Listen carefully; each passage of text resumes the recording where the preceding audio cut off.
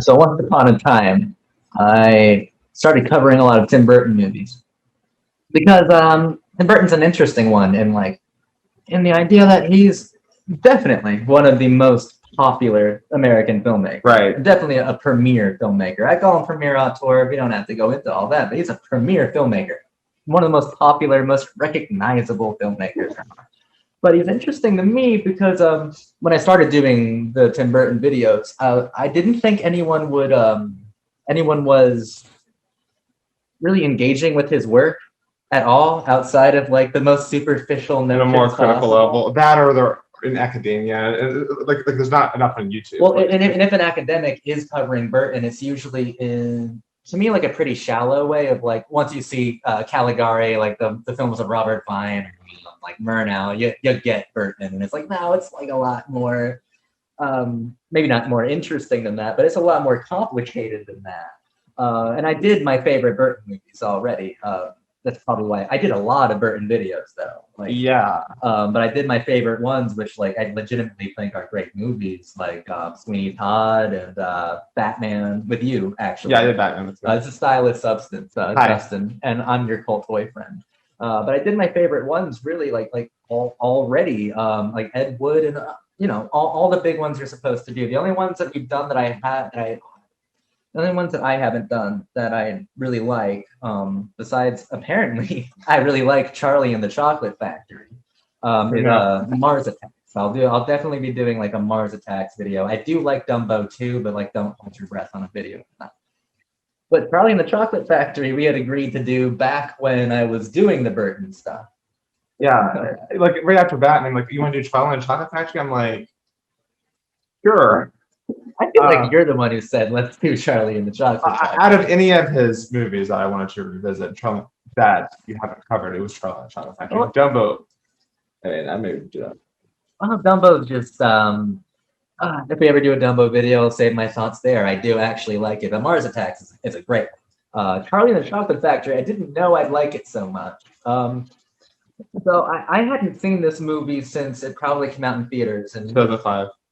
I was like 14 or 15 years old. And I was definitely like too cynical and too much of a shithead to think it was like good or funny. And I also did grow up with the original version. And it's probably impressionable and definitely didn't think, you know what, main criticism out of the way first. Who is this for? Who the fuck is this for? That's the main problem. Willy Wonka. Yeah, it's psychopathic. Yeah, it's psychopathic. It's about like there's some like stuff about like childhood, like repressed memories, bad parenting, wanting to long for something more than what was once lost. And it's like that's fine, but then it's also about like torturing kids. Like the previous movie. The thing I don't actually like, and I rewatched Willy Wonka and Chocolate Factory also. The thing that I wasn't as big on is it sort of felt like a Spielberg film before Spielberg films became thing. Well, and there's like this weird sense of like moralism that I don't think really the moral lessons weren't even all that intact. There's some like hypocrisy behind them. But this one, I can like it just goes full psycho on you. Like it literally even like a sample for psycho real briefly. Like it's crazy. Willy Wonka, the character is crazy, and it's like yes, kids can enjoy it. And honestly, when I was a kid, I enjoyed it. I when I was younger, I think I liked them about the same. I don't see a child enjoying this. I know that you're walking like proof of that I'm wrong, but I don't. Well, but once again, this is a Tim Burton criticism. Like I love Batman Returns. Yeah, well, who the fuck is Batman Returns for? Well, that's the thing. I mean, when I was young, I was sort of like I thought blood and like Batman Returns was a bit much like for a Batman movie. And you brought up something I did want to pick your brain about. So I have my own thoughts, but like the original feels a lot like a Spielberg film. But I would charge both Spielberg and Burton of both being like students in a way of Capra. There are so many Capra-esque moments to Burton, and Burton is sentimental. He is a sentimentalist. Yeah. So like what would be the difference between a Burton and a Spielberg? Oh, that's a good question. And because there is one. there is absolutely a difference. Beyond like the Gothic aesthetic and the There kind has of, to be one the beyond German the aesthetic. impressionist. There's Its films are obviously championing misfits, and it doesn't champion conformity. So that would be like my thing. It's like I think it's like finding your place within an outsider group on the fringe, finding your place on the fringe, whereas Spielberg gets find your place within the larger whole. yes. Same with Capra would say the same thing. And there's no nationalism. Yeah, I was gonna say, because I've actually been rewatching some Spielberg films, and beyond like a few of them, I do like Indiana Jones and Jaws still, or no, I actually don't like Jaws that much. I still like Indiana Jones and Jurassic Park, but like his movies, like a lot of them, there's like a level of, I don't know about nationalism, but definitely patriotism, which definitely intersects with nationalism. I like call it nationalism. Yeah, it screw it. follows Capra to a T. And I know like Tim Burton does, and not even in an inverse way, but just in a way that's like politically disengaged completely. Yeah, I know you have the criticism of Big Fish. But Spielberg worked on that script. Yeah, there you Burton go. got it, Yeah. and I think that's a Spielberg remnant still in there. That Burton still decided to do some crazy shit with the Siamese twins. Still. Yeah. He still did Burton there, but it's still Forrest Gump like almost. It's still I know that's not Spielberg, but it's like to me that's like the most you can go with like bullshit nationalism. It's the Zemeckis, and Zemeckis doesn't work with Spielberg. It was definitely, and Zemeckis is very much like Spielberg. Absolutely. But I do think that a big part of it is aesthetic. Is one of the things that distances them. And he's a very unique style, like, you know. And it is German expressionist. I didn't mean to like put that aside earlier. There's just more to it. Right, and it's also like the how do I say this? It's like Spielberg.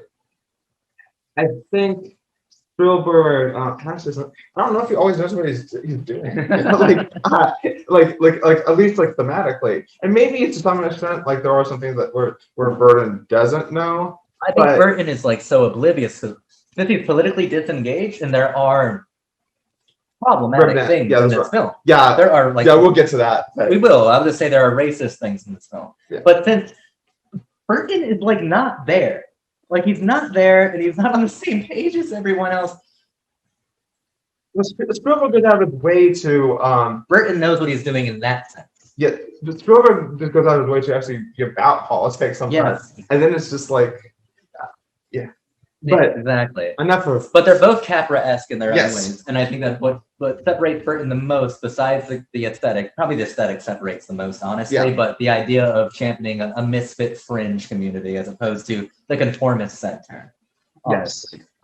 Because like his stories aren't about like Edward Scissorhands doesn't become the hero of the town. He lives by himself in a mansion with the idea of love. Like it's like he gets what he wants. Oh, kind of. He gets to have the experience that he wants. Here in Charlie and the Chocolate Factory, I think it's not about becoming one with the larger community, because Burton doesn't really care about the larger community in his movies. Willie gets a family, and Charlie's family it's more like finding a family. Exactly. And in the sense of like. But it doesn't matter if the Candy Man and like Augustus Gloop or anybody else is like in on this shared like misfit family center that's only comprised of like 7 people. Like that is definitely one of the things that's different, because not Burton I think understands not everyone will accept you, and that's a good thing. That's actually like good on you. I mean, because Wonka is an eccentric in here. A psychopath as well, takes sadistic glee, it seems, when things go awry in his factory. But at the end of the day, he's not only accepted by his own father, but more importantly, I feel he's accepted by like Charlie's family, or he accepts Charlie's family as a true concept, as a concept worth championing. Right, because he was very like anti-family because of his past. Exactly, and that's all Burton as far as I'm. But and he would see his father as like the idea of conformity. I mean, like, what's the most rebellious thing you can do to a dentist's father in a Tim Burton universe is be obsessed with chocolate and become the greatest chocolatier ever. Yes, like, that's the most rebellious possible thing you can do if your father was a dentist. Right. All about the most rebellious act possible, being met with warmth at the end. Right. That's where the sentimentality comes in. But I mean, I think it's a good sentimentality. That's a whole nother like philosophical conversation about whether or not sentimentality is a good thing. I think it could be a very good thing cinematically. I think in moderation. Yeah. I think Spielberg. I mean, I think he has issues. But I remember us being blown away. Not blown away. I'd be a huge fan. But when we put on the movie, just like German expressionism, right? It's a blatant rejection of an objective reality. So Charlie's house is, of course, the only fucking poor house in town. In like the center, like right at the mouth of the town, and it's literally leaning over. And you go inside, and every door is crooked, to convey the expression of the moment, just like pure expressionism. And his muse and wife, Helena Bonham Carter, plays Charlie's mother, and it just he always frames her perfectly. But I love that house. I remember when we first watched it. Last night. In a way, it sort of like gives off the thematic, notion of like it's like everybody else is good, is rich compared to us. Yeah, and like I mean that's the whole thing with German expressionism is like that. Like Caligari, the city didn't actually look like that. It's just conveying the mood. It's not about the objective reality. It's just like that's a hyper literal metaphor. It's the idea, the representation of an idea, not something that's like logically sound. It's art, right? Yeah. Like it's art. But people like do like to argue against like Burton being so sentimental, just bathing in unrealism all the time when that's like. That is actually his style, and he did not invent that style. As far as I'm concerned, he can do whatever he wants as an artist within the realm of ethics. So, how about this? To have some, it's going to be hard not to jump around, but let's go through the kids and then end up at Wonka. And let's start Charlie with Lobster. Yeah, Charlie. Start with Augustus. Okay. And I watched Willy Wonka, the original for as well. In my humor subjective, obviously. I found his characterization quite funny. I really did. Can you say that it's body shaming to a uncomfortable degree? For some, probably. But regardless, it's just like body shaming. It's literally comparing him to cows eating grass off of the ground. It's he goes and grazes in the fucking pasture. He grazes in the pasture. He eats chocolate at the end. Don't eat yourself, Augustus. But I taste so good. It's he drinks out of the chocolate river, and Wonka's just sitting there. And of course, since it is Burton, we'll get to body horror in like 2 more characters, but like I think there's something so grotesque about this kid, and it comes down to the body shaming. Because he's always covered in what looks like shit. It's chocolate, but he's just filthy like a pig. That's what I thought. Well, that's sort of what. Yeah, there's a thing, and also like earlier on when when the Indian temple's melting the thin of chocolate, it goes on people's faces, and I said like it looks scat. Yeah. And you see that now when he's eating the chocolate. Yeah, it looks like he's bathing. And like that's the thing that is definitely racist, but I think that Tim Burton understands. Does not understand Indian culture. I think he understands the visual of it. Wouldn't this be funny or goofy or subversive? Yeah, and then for a child to see though, who is this for? Yeah, and also like the way it shows, it makes like Morocco is very chaotic. And like I think it was in Japan. It's futuristic. There's definitely some Orientalism there. Yes. I think there is in the original book though, but that doesn't mean. At any rate. My main point here is, and that's worth criticizing, but my main point here is that he engages with like the chocolate, almost like the chocolate means all sorts of different things at different times to different people. In the case of Augustus, it's mud or poop. It's disgusting, and because he kind of represents like gluttony, right? And he's like like visually, he's a manifestation of gluttony. and he just eats I just came up with a theory. Each of these kids represents a negative facet of Willy Wonka's psychopathic personality. I'll make it work as we go on. I can see it. I'll make it work. I can see it. Oh, see, that's why these videos are good. The mini revelations. I can see it. All right, but Augustus. But the thing is, like, it's almost like his personality, his behavioral trait. He is what becomes his downfall because he gets stuck in that tube. Yep, he's a glutton for punishment. And it's like it's punishing. It's like it's statistically punishing like this. Well, once with chocolate, he started eating it as much as he could. He's digging through the fucking fireplace for a piece of chocolate. Right, but he still managed to stay in shape. And also, like in a larger scope, that Burton is definitely uninterested in. Like, chocolate makers are responsible for a lot of obesity. I am sure.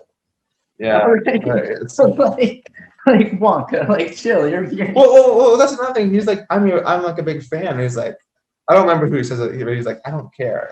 Yes. Wonka is like, yeah, but at any rate, he's acting the same to either of his kids. Like, ew, get away from me. Like, yeah, get away. I love your chocolate. I can see that. So do I. I never expected to have so much in common. Oh, we can't spend too long on Augustus. We have so many other more interesting kids, honestly, to get through. And but the German stuff too. Like, that's fine. You can shame the Germans all you want. It's just well, that's the thing. But it's shaming the Germans the same way that it frames like kind of like Indian cultures, different cultures as like this really like fantastical like representation that doesn't actually. Well, we do have to say all the cultures are represented this right, way. but that doesn't mean that the implications. It doesn't mean that it's implications that doesn't make it right or accurate in any sense. Yeah, it means that Burton has, but not all there. What I think is that Burton's ultimately just like well, I don't think he means harm, but I think it's harmful to make it a children's movie. Yes, especially in 2005. Yeah. But I think he's ultimately. He doesn't mean harm, but he's like contributing to this long path of Orientalism as depicted in media. And then you could also say body shaming as well. I mean, but maybe obesity is meant to be.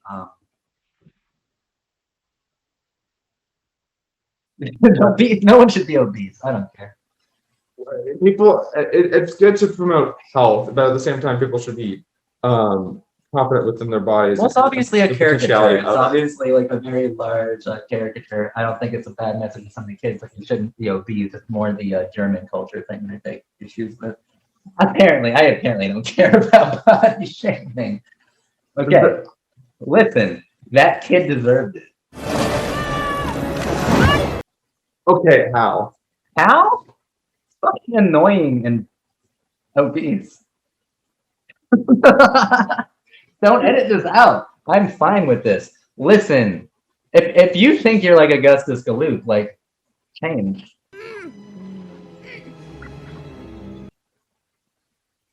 Okay, maybe that was crazy.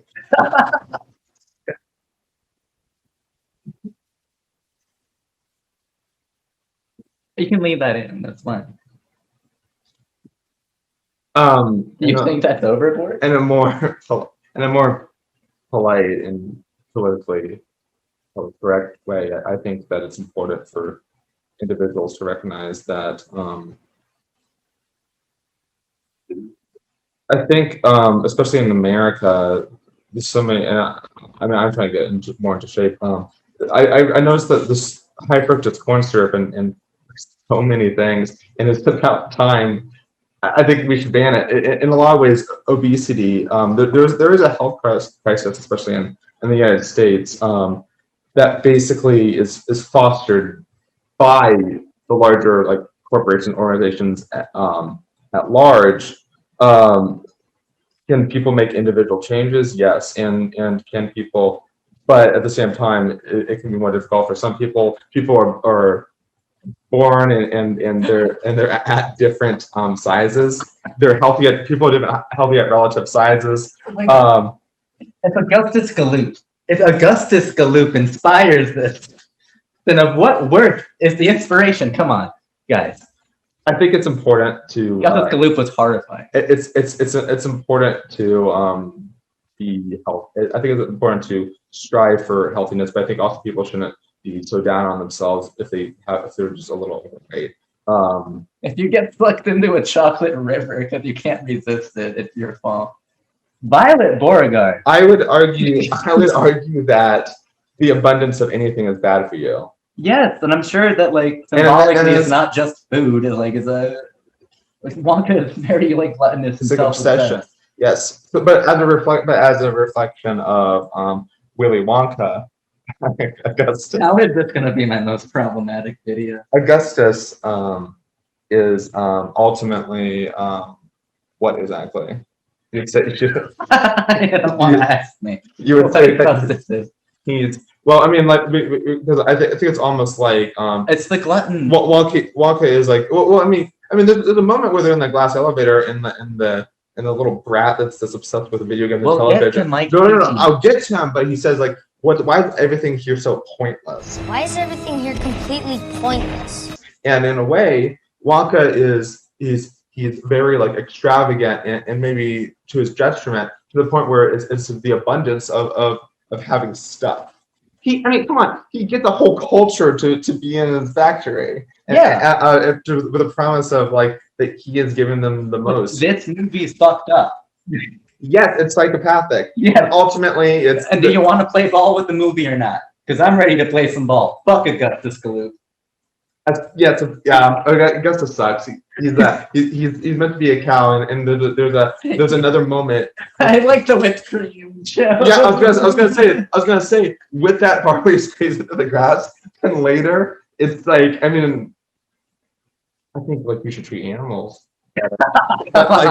You're whipping the cow and like we whip cows in order to make whipped cream, right? Yeah. Because obviously no brainer. But we whip the cows, and then I'm just thinking like Augustus was compared to a cow earlier. Yep.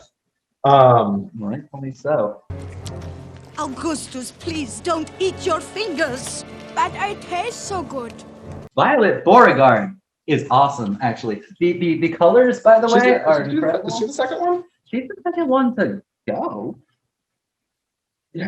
Yep. I think. Great character. I love. Once again, she's not the second one introduced. The second one introduced is Veruca, but I want to do Veruca later because Veruca is girl boss. Love Veruca. I want to do Violet first because Violet, especially if I'm going to my theory, trying to piece together each one, the competitive nature of Wonka. See, this is one of the issues I had with the original Willy Wonka movie is that while Violet is competitive, the Oompa Loompas basically their songs reflect sort of like a moral lesson to be extrapolated. But when it comes to her, it's just that she does too much chewing gum, and I'm like, come on. Now in this movie, even though the competitive nature is amped up, to a Wes Anderson Royal Tenenbaums level. Yes, they still how do I say this? The Oompa Loompas still talk about chewing gum, and I'm just thinking. And Wonka's also chewing gum is really gross. Yes. Chewing gum, I hate the most. And he still makes chewing gum. And but the thing about him, it's so petty. The thing about him is like, and this Willy Wonka, I can believe that in his psychopathic brain that if the kids deserve for their punishments equally chewing gum is as bad. But the competitive nature is there. That's a better reading, especially if I'm trying to view this in my way of each kid represents a facet of Wonka that is negative until we get to Charlie, obviously. Obviously, any major like industrialist or captain of industry is going to be extremely competitive by nature. He's like the most successful businessman in this crazy universe. This universe seems to be like run by candy. It's like the major commodity here. Yeah, it's and I think when it comes to like the giant blueberry and in the original movie, she just go into that. Once again, some body horror. It's almost like it's just Cronenberg. But that's true body horror. That is like disgusting, it's grotesque, it's scary. Well, because it's like non-consensual. It's like it's against like what she wants. Yes. And she's like, and that line, like because obviously the gum is like a meal in one, like breakfast, lunch, and dinner. She's like, I taste like tomato soup. Yeah, no, spit it out. Yeah, spit it out. Why not do that? It's amazing. Tomato soup. I can feel it running down my throat. Yeah, spit it out. Well, he was warning her. He was warning her probably more than other people, I think. Yeah, but he has such a disregard for human. So Children's life. Children's At least they're. I don't know if it's better or worse. We cannot be as problematic as Wonka in the video. Like, it's impossible. Oh, absolutely. I think both movies are about exploitation of labor and children. Ultimately, goodness gracious. Violet, I think, Violet, is awesome. I love the She colors. becomes her own ego is kind of like bloated from her Yes. competition, Yes. and that is reflected, I guess, as like she's getting lighter. Yes. Um, And I think Burton nailed the fucking blueberry scene. And he nailed it. And I'd be at a loss if I didn't say Missy Pyle as her mother was awesome. She was great in it too. It was cool seeing her. yeah, it's like this moment where like she's flirting He's with hitting him. on Wonka, and he's so fucking It's like, so disengaged to the point of being like, knowing what to do with her. yes, exactly. That chocolate contains a property that triggers the release of endorphins, gives one the feeling of being in love.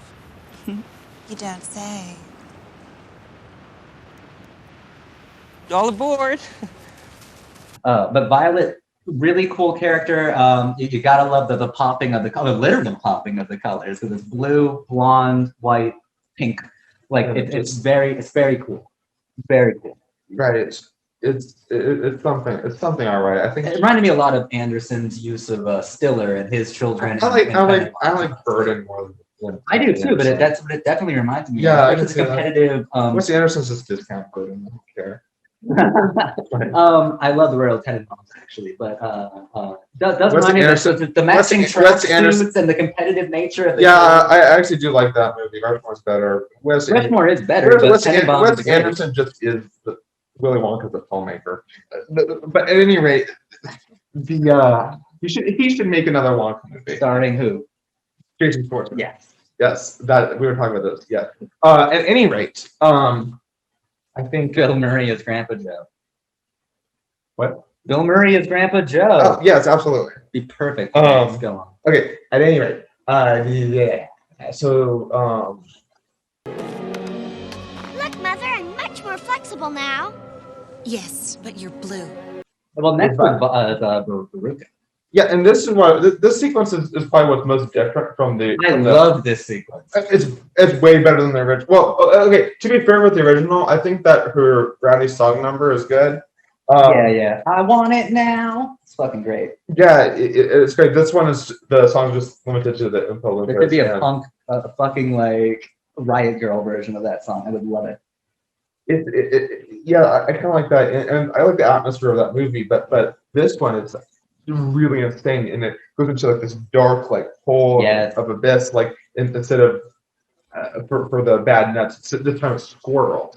And by the way, 2005, these I'm guessing that they're all CGI. They look good. No, Yeah, they look good. Like people are giving like Jungle Book and like Lion King. No, look at that. 2005. Oh, it's incredible, and it was pretty disturbing to me too. Like it was such a disturbing scene as well. It's pretty terrifying. Well, yeah. Also, like Willy Wonka's complicity in that. Like he's like he had the key in there. Screwing around with the keys, and like he's just like, oh, it's not this one. It's not this one. But then he had the right one in there. So she can't be saved. But at any rate, like and this time instead of being a bad egg, it's being a bad nut. It's just like in the squirrel, like knocks on the head, like something like that. Like, oh, it's bad. Get rid of it. And of course, Veruca is the pride of Wonka. That so almost sociopathic self-obsession and entitlement, really. That Wonka definitely. Well, he's a nut, and he's bad. He's a bad nut. Yep. Yeah, when you can see probably the most. Which is projecting so much. You can see that most in that scene. Yeah. And honestly, if you think about it, maybe also previously with Augustus. Wonka thinks he's deserving of all these punishments too. I'm telling you. Right, and with that, with the first, well, okay, I'm gonna treat this like a slasher movie. I know that they don't technically die, but in the first, You can get the structure. Yeah, I mean, I'm basically going death by death. yeah, it's just like Final Destination. So the first kill, basically, it's like it relates to, it's in like the chocolate. It's in the chocolate river room where basically it's like it's excess. Yeah. The whole thing is excess. It's like everything here is edible.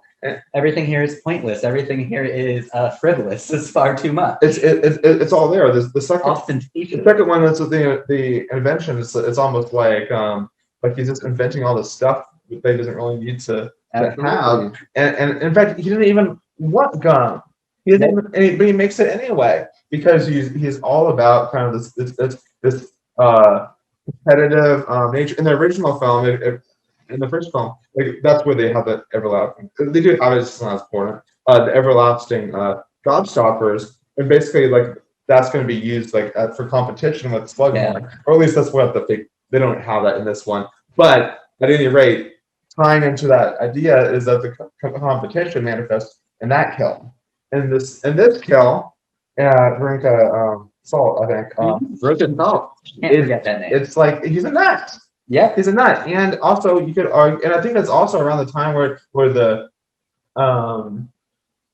flashbacks start kicking in, where it goes back to because in the original film and in this one, basically the Oompa Loompas are positing that it's real briefly, they don't go into it too much, that it's actually the parents' responsibility, and that's one of the issues I have probably with the book and probably both films. But if there's anything to engage with, like even sociopolitically for Burton, I'm glad he decided to choose the entitled, incredibly wealthy girl to do this with like the parents' fault kind of thing. Because they sing those exact lines with them, right?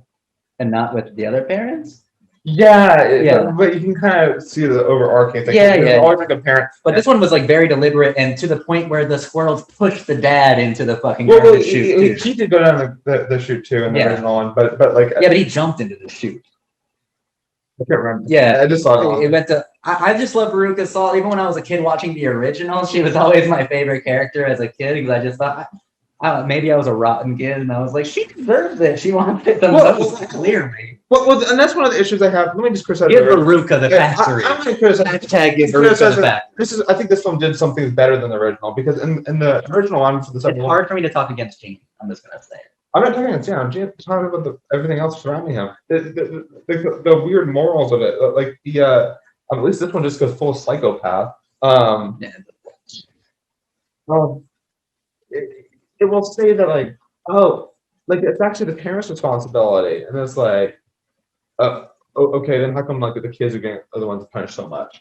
And it's like the same with all of them. It's like it's the kids that are like it's the parents that are like making, Veruca Salt is born into like privilege, but like she wants it, just like Charlie really wants it. That's what the original film's all about. They don't go into that so much. So like, oh, you get it because you want it the most. Maybe comes. Well, in the original film, they had to vilify them even more by having them steal things for Slugworth too. Yeah. That was a whole. I mean, here like they're very.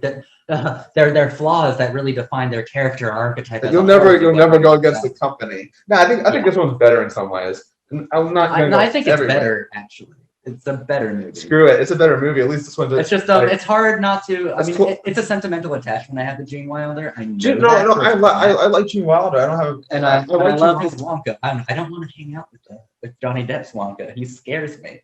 Gene Wilder and Gene's Wonka, like we can chill. We can eat teacups together, sing about like worlds of pure imaginations. We can do that. Dr. Wonka would fucking BDSM torture me. I swear to God. I don't know.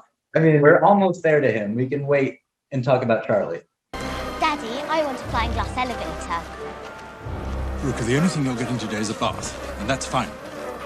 No, Mike Teevee. Mike Teevee rash. The rash of Wonka, his temper. So that's one thing that I also notice is like the original film like goes on and on about how like, oh, you so he's just obsessed with television kind of like movies on TV, like cowboy stuff. He does the cowboy. This one he's obsessed with video games, and it's a little kind of like at odds because it's like it's a television too. At any rate, you play video games on a TV. Yeah, you're staring at the screen. Mm-hmm. The first one, the original one's just kind of like boomer. And 1 second, Nihao does 2001: A Space Odyssey, don't he? Yeah, I believe that. Don't he outdo Kubrick? Couldn't believe it. Couldn't believe Burton went the Kubrick route. Yes. With a Wonka bar as a monolith. Yeah. It's like it's placed inside of the 2001. It's almost like I remember you looked over to me at that moment and you're like, Yeah, what is going on? you didn't remember that, did you? Not at all. Not even remotely remember that. I didn't know. And is that even a homage? What? Like, Burton is so like not there and disengaged. I don't even know if he likes Cooper. I swear to God, I don't. I think that's all we know. Like, you know, people like on Twitter and try to like be all fancy of like comparing like two images from different movies together. Yeah, where's the side by side for Wonka? He also threw in Hitchcock there too. Like He did in the TV. Yeah. Mike Teevee is basically like he's about. They don't really have this in the original one, but he's a kind of like aggressive. Yeah. And I can't remember the book. He's stomping on like the watermelon candies open and the yeah. Fucking beats the shit out of his dad. I feel like. Yeah, I'm a high school geography teacher. I still have Oompa Loompa's not a real place. What? Wimpland or whatever. Yeah, Who gives a fuck? Real place. Like what? Imported direct from Loompa Land. There's no such place. What? Mr. Wonka, I teach high school geography, and I'm here to tell Well, you... then you'll know all about it and oh, what a terrible country it is. Mr. Wonka, I am a high school geography teacher. Oh man, that's really funny. Burton's got a warped fucking sense of humor that he always Is he has. aggressive? Is Wonka aggressive, would you say? I would Like, say he's very aggressive. Is he obsessed with like media and talent? Well, I mean, obviously, if he's doing this nonsense with teleportation for Yes. yeah, the kid actually knows. Like, hey, that's messed up. Yeah, he's a kid. I don't know. You literally invented teleportation and you're just confused about Shaw. Which half of your son do you like the best? Question. Mike TV. That's serial killer talk. That's like what Hannibal Lecter would ask somebody. Speaking of, I mean, Mike TV is a little psychopath too. Yeah. All these kids deserved it, Charlie. No, he didn't deserve. It depends what you mean. I mean, fuck Mike TV. I hope he walks around for life. I'm gonna actually want a bratty kid with a cuck of a dad, being like being like shrunken down for his. I do. Then stretched out. All these kids got what they needed. Oh, thank heavens, he's completely unharmed. Unharmed? What are you talking about? Oh, I feel like it's almost like a Seven Deadly Sins thing here. Almost, but not quite. But I'm liking my facets of Wonka thing.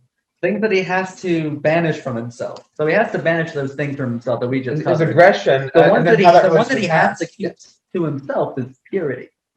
And that's Charlie. And that's also something that you know about him is almost like Wonka's crazy. He's nuts. Oh my God, can we talk about the biggest laughs of the movie were the beginnings of each flashback of like, and who are these lovely people with you? They're our parents. And he's like Parents. your mom, this mom and dad. It's dad. Yeah, but that didn't even trigger a flashback. No, not until the second time. Parents. Yeah, moms and dads. Dad? Papa? That was amazing. That was so fucking funny. I don't think there was supposed to be a flashback there, and they just got rid of it. Well, I think the tuning effect happens. I think it's funny because that happens before you've ever seen a flashback. It's hilarious. You get a flashback peripherally with Grandpa Joe, but beyond that, like, but yeah, Charlie, I think ultimately, like, Wonka may be all these bad things, but Charlie kind of shows it kind of like not only just like his childhood, which he's been repressing, but also purity, right?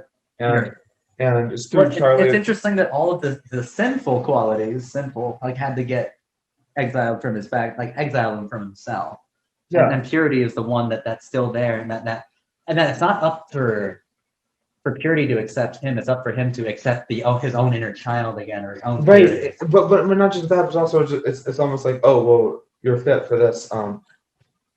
because based on all these factors, like it is in like the original one, but also it's like it's beyond Charlie. It's more about. It's funny because this one's more about Charlie, and the other one's more about the other one's more about Charlie. It's called Willy Wonka. This one's more about Willy Wonka. It's called Charlie. At any rate, like the how do I say this? It's like Charlie. There's things outside of his factory. The original film ends with the glass elevator in the sky. This one goes beyond that. Yeah. And it's like there's more to Charlie, which is his family. And then that's when it's through Charlie that Willy Wonka. Wonka didn't realize what was important about Charlie in this one. He's like, oh, you're the only one left, so you win. Well, or something. He had to realize what the purity. In the original one, it's like you wouldn't sell out to another company. Yeah, and then he read something, like, wasn't Gene reading something on a piece of paper? Like, he's a good, like, he's twirling a because the kid brought back the gobstopper. Yes, that's why. Yeah.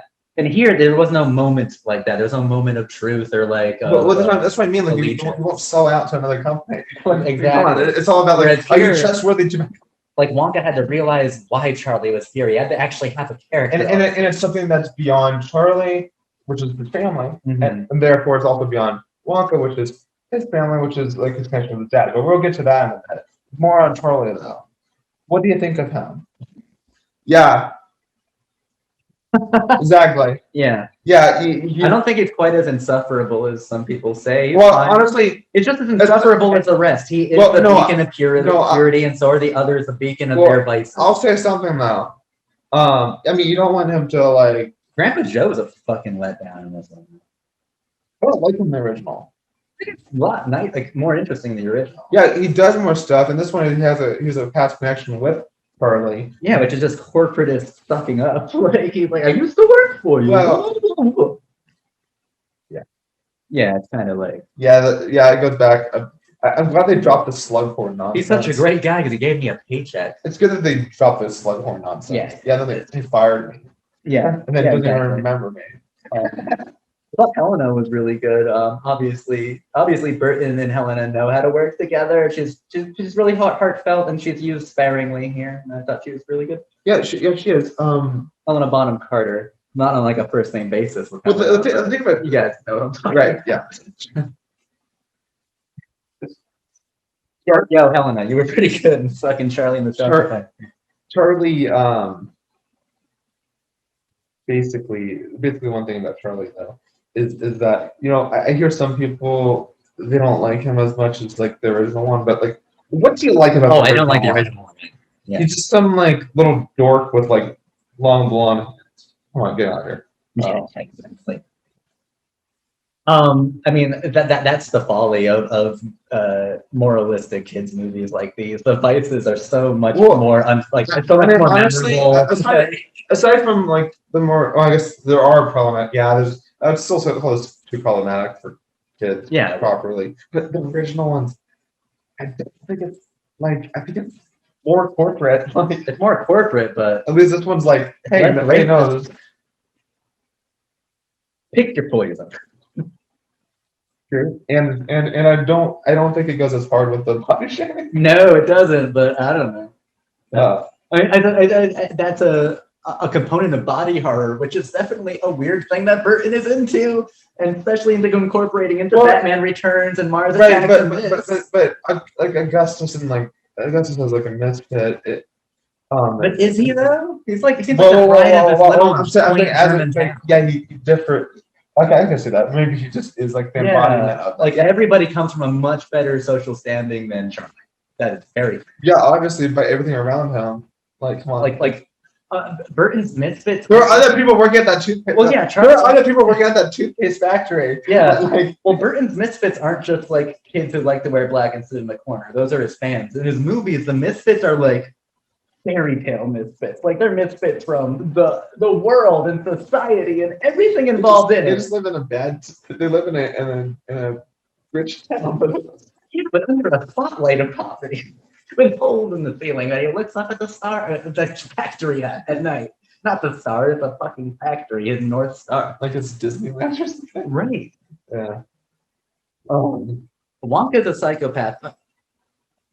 There are so many problematic things. I think one of the things that is confusing too is that this was in 2005 when Michael Jackson was a pretty public figure for very controversial behavior with children, and Johnny Depp very clearly is, at least in part, channeling some of Michael Jackson's mannerisms and speech. Johnny Depp isn't too safe either, at least now.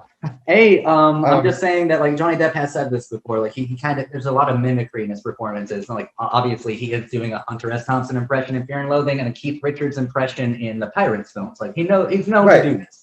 So being Michael Jackson is not outside of the realm of possibility here, and I think it's very clear from the very beginning of "Hello, Starshine," like shit like that. Good morning, Starshine. The Earth says hello.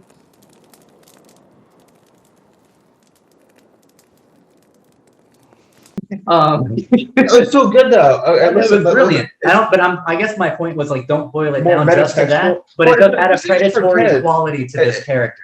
I mean, if I were to like I just want to be in a void. If Michael Jackson didn't exist and doesn't have that controversy tied to his name, and I would watch this, I would still feel like it's a little creepy. But that's a direct real life. But if I were to quality in 2005, yes, and if I were to look at like the character a little more deeper, I would say he's probably asexual, and if anything, he doesn't want to be even around kids.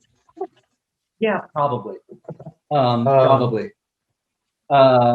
It's just it's just who the fuck is this for at the end of the day too. Still, because it's such a sinister quality to imbibe a character with someone who is on trial for possibly sexually abusing children.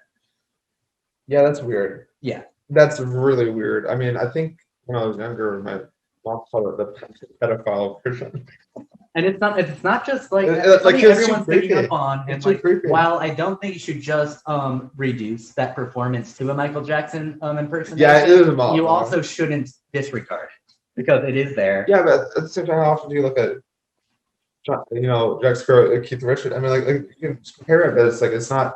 There's just a lot more to it. Well, because if Keith Richards isn't like a questionable like rapist or like fondler, like yeah.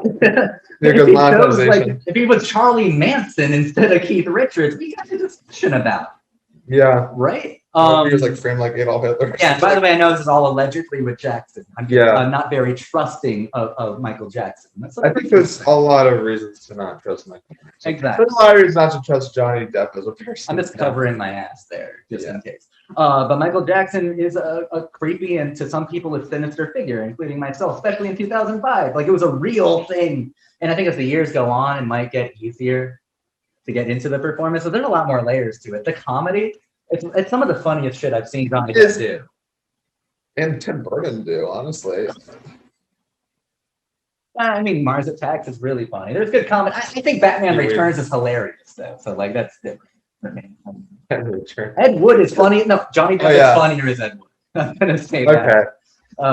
But this is very good comedy, though. I've never seen something as psychopathically and gleefully funny. And, like, it knows it's being psychopathic. That's why I keep asking, who is this made for? Because they know what they're making. Here's the thing. Honestly, I would say maybe as a children's film, it may fail in some ways. But then but honestly, I look at like reviews that I think a lot of people aren't even like looking at it under that lens. They just whatever. What's with these weird things? Like, when was the 70s Wonka film like so untouchable? Like, when did we decide that was a Gone with the Wind? When did we decide that was The Godfather? I have no idea when. It's just when you come after someone's childhood, they lose their fucking minds, is what we have learned time and time again. Ghostbusters and like Star Wars like twice. Yes. Yes. You don't go after people's childhoods, especially if they're from the 70s or the 80s. Screw them. Those people just but those people need to like grow up. Well, I was about to say I don't know. Like I think the Michael Jackson thing does makes it really entertaining, but it does really but it makes it even funnier though too, in a weird way. Same with like Orientalism, like you can maybe. But you have to have a fucked up sense of humor to laugh at all the stuff we were laughing at, though. Like some of these were so dark. Some of the jokes were. That's what I said. I'm looking at. I'm so looking at. mean and condescending and cruel. I'm looking at it as a horror film. I'm getting a beer. Can you get me one Keep going. too? Yeah. A hard coffee. You see this, guys? Listen. I think that this was a really good movie. I think that it's great. Not in spite of itself. I just think it's great on its own merits. I don't know what kind of movie it is. Is it a failure? I mean, most likely. But I think it's extremely funny. But he's such a wild motley crew of characters. All the time, like Wonka himself shames these kids for their vices to their faces and like to their parents, like for their like ineffectuality, for their like ineptitude, for like impotence even. Like Wonka goes hard on all of these kids, including Charlie, when he goes to Charlie's house in the last elevator and breaks the fucking roof and is just walking around like, ugh, oh well, this is lovely. Charlie and the Chocolate Factory. You watch, and since we mentioned it on Slumber Party Massacre 2, the video we did with Jacob, we watched this movie right after that. And if you haven't seen that, check it out. It's also fucking crazy. This movie is more psychopathic than the surrealist pop art film starring Playboy bunnies.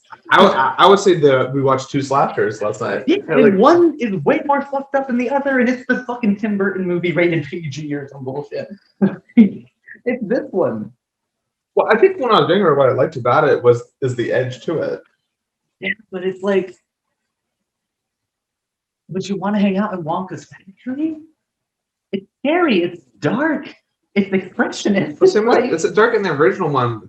Like the original one had like this messed up. It should have. It might be dark, but if you want to view cut off paradise, simply turn around and view it. No, it's manipulative. It masks. Of course, it's manipulative, but they're only trying to manipulate children. And these people to manipulate.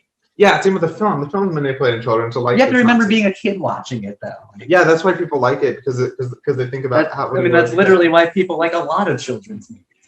Yeah, it's not unique to Wonka. Think about that. Why do people love this movie though? Then with the original one? No, yeah. Why? It's the first fucked up in me. It's like what is good about it? What is the virtue of Charlie and the Chocolate Factory? I mean, chocolate. Every good thing is like it's chocolate. It doesn't have to have a point. Nailed it.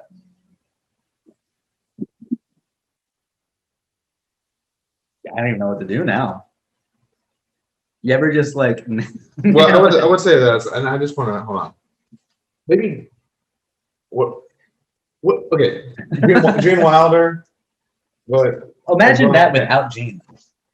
Yeah, that's what I'm saying. Gene Wilder is just an unbelievably good actor, and honestly, like, I'll see another movie's way more. Like the original movie, people completely overrate it. I mean, I think there's issues with this movie, this remake, but like the original one, people like, you know, as quotable as the Snosberry part is, the original movie has kids looking at walls. Yeah, like come on. Like, there's glaring issues with every one of Tim Burton's movies, except in my opinion, I think Sweeney Todd is like perfect and like in my view, the last Tim Burton movie. I think Sweeney Todd. Ed Wood's good.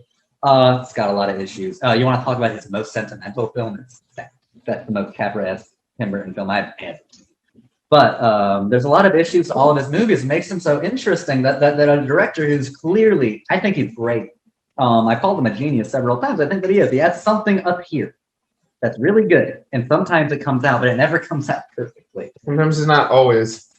I mean, exactly, but like it never comes out perfectly, and that's why he's so interesting to me. Like he's left such a huge mark on culture. Like it's no longer German expressionistic; it's Burton-esque. Like he's taken it over. Like you see a thing and it just feels like Tim Burton. Like it's a descriptive. It's part of language, and yet every one of his movies is so deeply flawed. And that's wild to me. I can't, like, he's made more flawed films than Spielberg, but he's a much better director. Yeah. Just to bring it back to, like, the beginning of this. But I think that's his misfit identity, though. There's also, like, a level of, like, I think this one's also, like, personable. Like, I think Oh yeah, we should mention that. I think he channels a lot of himself in this. Like, I think there were two very personal movies came out around the same time that directly dealt in my and it's by Tim's own admission with the death of his father. Big Fish and Charlie and the Chocolate Factory. Yeah, and I should say also this year he came out with Corpse Bride, which is a great movie as well. Same year, yeah. Great. Yeah, flawed too, but great. But yeah, wow. Yeah, busy, fucking eccentric, genius, Wonka motherfucker. Made two great movies at once, right?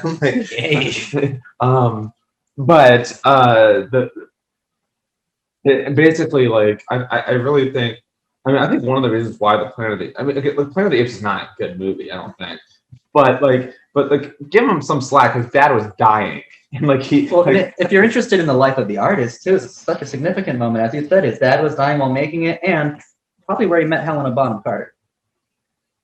The first time they were together. It's when he stopped using his first wife, his first muse, Lisa Presley. Yeah. Or Lisa Marie, not Lisa Presley. I'm so sorry. But then who was smoking? Smoking. It gotta be fucking gross in every video. Yeah. Whatever. You're watching this far. Are you watching Zach text? I'm making sure that's her name. Tim Burton. Yep, Lisa Marie. Look at Right, yeah, Lisa Marie. But but what I was saying was basically like an inclusion of Christopher Lee, who is great and hot as always. Now it's your turn to be gross. That's cool. I don't listen. I don't care either. What I mean, just saying. At least I'm not the only one like thirsting over here. Like I don't know. Christopher Lee is he's a very intimidating actor in everything he's done. He makes Lord of the Rings way better than it would be otherwise. And like he's really intense. And even in his 90s, there's this attractive on-screen presence that he brings. In multiple ways, but the thing is about him is that he is totally irrelevant.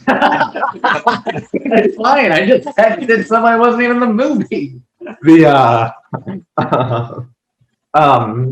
Welcome to my channel. He was what we do. But Christopher Lee basically no. If you want to talk about how he played like this guy. Yeah, another 20 minutes. But he plays his father, and I thought it was really funny how he's like, he tells Willy, like, if you can leave, but when you come back, I won't be here. And then when he comes back, like, he's not there. So his office, like it's a bunch of buildings. He brings his whole office. It's gone. It's gone, and then like later you see it on the side still rich. It's like in this like wasteland later that he was operating in. But it's about confronting like his relationship with his father or lack thereof. Which is basically the Big Fish arc too. It is, and that's something that it's better than Big Fish in my opinion. That's a really hot take. I need to rewatch. How about when Christopher Lee's like looking in Wonka's mouth and he's like, "I'd recognize those bicuspids anywhere." Willy? And probably seeing that he actually does care about like his son. And, but how does he not know what he looks like if he has all this new? Well, if you think about it, he's kind of like I'm not questioning the logic. Okay, we're in a removed fucking duplex in the middle of a wasteland. But like they do 20 years later or like 20 years behind, 15, and like the elderly gentlemen are still the exact same. Everyone's the exact same age in flashbacks, except for Willy. He gets to be a child in the flashbacks. What if he wasn't though? That would have made this movie so good if he had the flashback. That would make it creepier. Or like they just do like one of those like. I'm sure Burton thought of it. I'm sure he's like, well, let's just consider this for a moment. Well.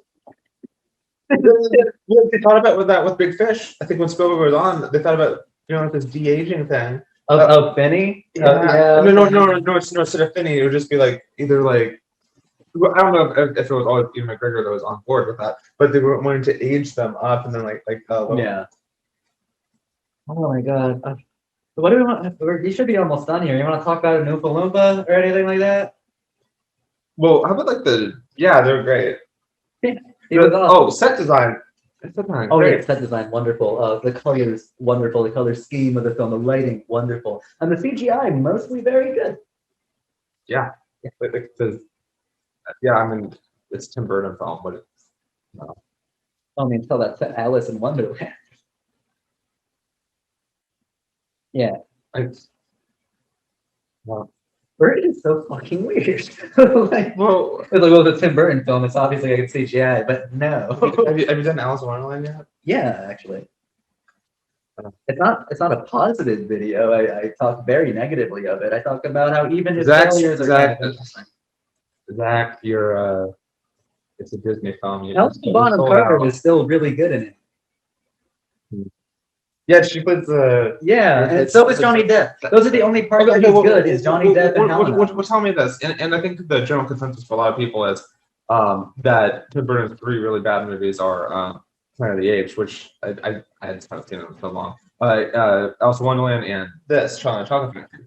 In your opinion, what makes Alice in Wonderland bad but Charlie and the Chocolate Factory good? Like is there something like I understand like the Alice in Wonderland looks like an unfinished film, both conceptually and compositionally.